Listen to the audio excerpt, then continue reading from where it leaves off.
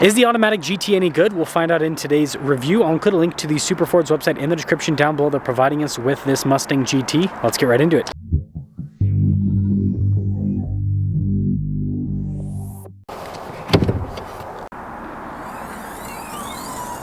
Powering this is a naturally aspirated 5-liter V8 that goes through a 10-speed automatic. Fuel economy 16 around town, 24 on the highway, with power outputs being 486 horsepower and then 418 pound-feet of torque.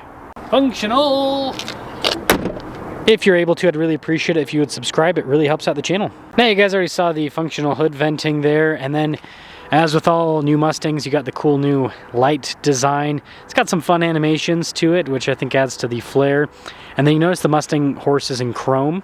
And later on in the video, I'll show you guys a quick look at another one that's in the same color that has everything blacked out rather than chrome like this one. 255 by 40 by 19 is the tire and wheel setup with this, and you'll note that the brake caliper kind of matches the wheel coloration. I mean, it's a little bit, it's not like chrome, but it's kind of silvery. Brembo brakes with this. And those wheels actually pop quite a bit with this color. It'd be interesting to compare this to the blacked out one, but you got the 5.0 badge that also pops out on the side. When it comes to key fob features, we've got our lock and unlock, remote start, the opening for the rear, and then you have the Mustang horse in the back. Now, the opening to the trunk isn't massive, and the trunk itself also isn't massive. This is a pony car, so it's not about practicality, but at least it has some storage space in the back, and it is all manual with the opening and closing. Sequential taillights here in the back. You've got the body painted spoiler up top, the GT badge there in the center too, and this one has the active valve exhaust.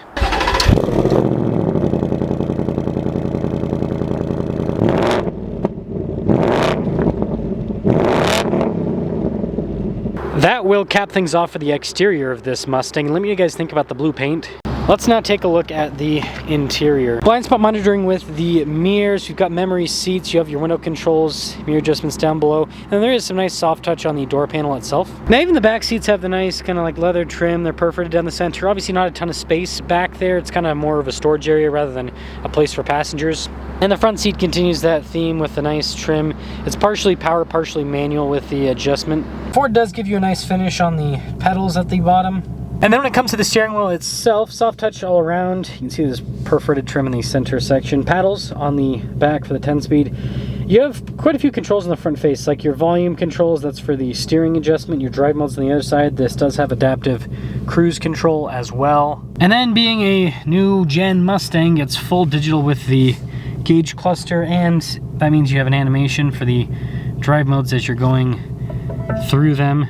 Yes, I understand that we're low on fuel. And it also changes the whole layout. It's very customizable. Backup camera in reverse, as you can see, and pretty good resolution. As for the rest of the screen, stuff like the climate controls, the heated seats, it also has ventilated seats if I remember right.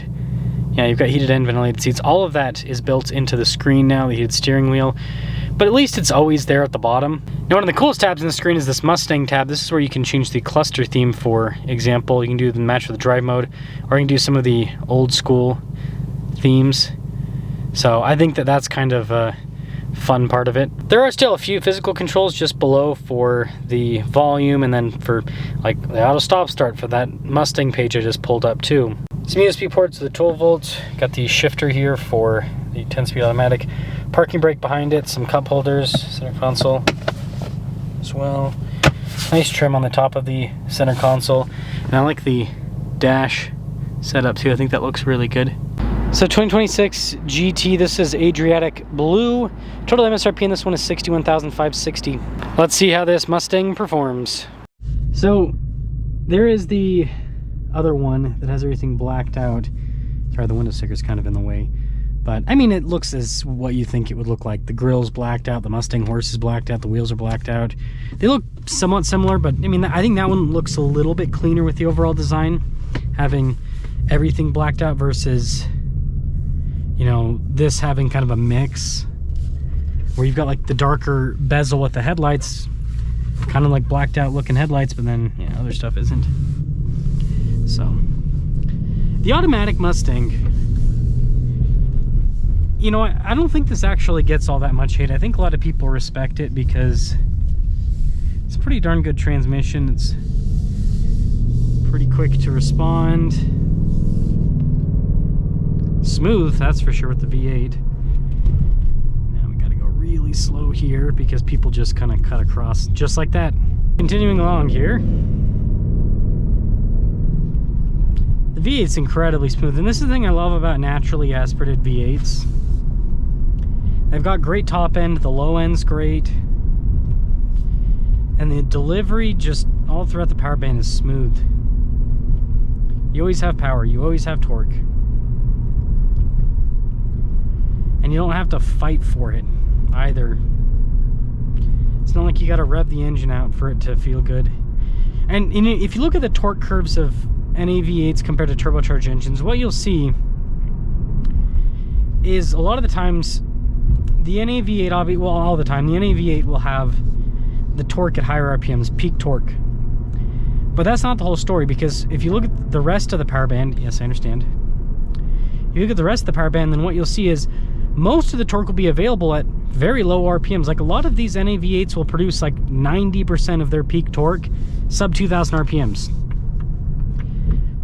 So that already makes it feel great. And then you look at the length of the, oh, son of a gun. You look at the duration, the length of the torque band, and you'll see with these NA V8s, it'll be a lot longer than turbo engine. It's like a turbo engine will be like peak torque at 1,500 RPMs, and it's like, that sounds great. And then it'll be like peak torque only goes to 2,500 RPMs, and you're like, wait, what? So basically you get this shove of torque and then it's just gone. Whereas an NA V8, it'll be like, again, 90% of the torque at like, you know, sub 2,000 RPMs, and then peak torque at like 3,000 RPMs. And so then it's still going, and then it doesn't taper off until like 4,500, 5,000 RPMs. So you just, oh, of course, as soon as we, yeah, whatever. That's life. We'll just go down this road. So the point that I'm trying to make is, it's like you always have torque with an NA V8. You always have torque. And then peak power doesn't happen until higher up. Whereas with a turbo engine, you know, peak power a lot of times will happen at lower RPM, just like the peak torque. And then you have the rest of the RPM range where things are decreasing, they're tapering off. So there's pros and cons to turbos, but that's why I really respect Ford for keeping this, because for a performance car especially, it just makes sense to have an NA engine. It just goes with the character. Let's see, let's pop this in manual mode here. Seems like it's got, here's my one critique of this. The gear shifts are very quick, but this has a lot of gears. Like 10 speeds, 10 gears for a sports car is kind of crazy. Now that means that you're gonna get good economy, or better economy, but it also means that you just have so many gears to go through. Now that means super quick ratios, which gives you a great 0 to 60. So there's pros and cons. It's just kind of a weird kind of experience. And I love how these things drive. Most of the time I say with these sports cars, you got to get the manual. And I think, you know, with the Mustang, the dark horse obviously with the Tremec is kind of the manual to get. If you're looking at dark horse, yeah, you gotta get manual. But regular GT like this, you know, the manual is good.